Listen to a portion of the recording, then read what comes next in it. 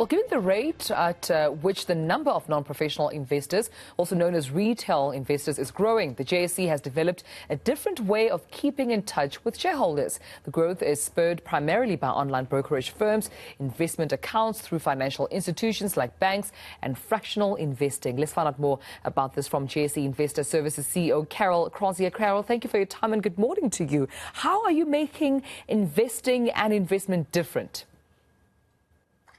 Good morning, Tumelo, and a very, very warm welcome and greetings to all of your listeners this morning. Yes, so basically the JSE bought a company that we have called JSE Investor Services. That took place 3 years ago.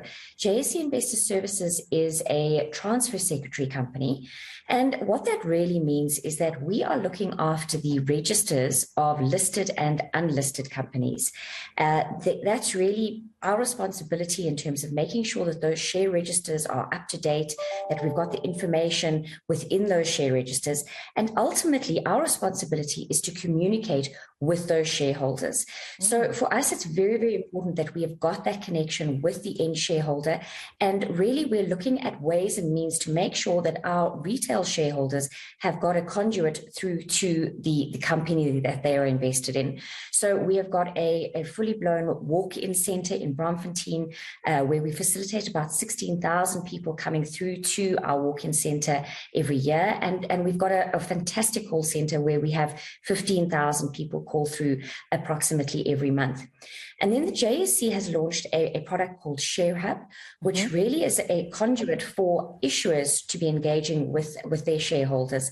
And this really is an enabler for shareholders to update their information and to receive information about the company that they're invested in. Right. So how many, shareholder records do you have then under management?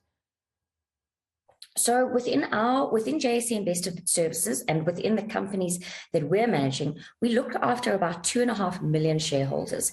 So what that means really is for us to make sure that those shareholders are communicated with.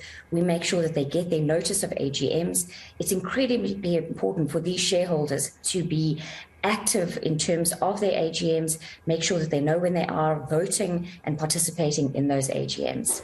Yeah, and when we talk about, the market response here, how have you been received by the market? So very, very well, actually, Tumelo. It's really been very exciting. We've managed to grow our market share from 20% to 27%. And another really fantastic addition to the offering is the share plans. So that's the management of BE schemes and executive employee schemes for companies. So really, we've got about 180 clients that we're servicing at the moment. And what's very exciting is being able to have that communication and that contact with the shareholders and the participants of those schemes. Yeah, and this is through the Share Hub that you were referring to earlier on, that digital shareholder communication, which is quite imperative to you. So then what are the plans, Carol, can you share with us in terms of growing the shareholder base?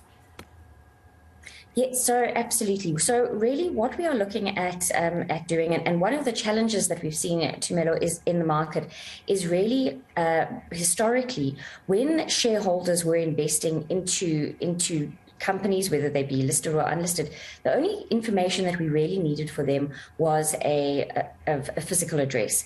Now, when people move, ultimately what happens is that they become lost shareholders. So we have gone on huge drives to make sure that we are reconnecting those shareholders with their shareholdings. And what we do there is we look at drives, awareness campaigns, either on social media or via email or SMS, whatever information that we do have for them. And then we look at what we call asset reunification projects. And that's really reunifying those shareholders with their shareholdings. And ultimately what we'll do there is we will look at various databases, including Home Affairs, and make sure that we're using the information we do have to try and connect and reconnect those shareholders. All right, well, I appreciate you speaking to us this morning. Carol Crozier, CEO of the JSE Investor Services. Thank you so much for your time this morning.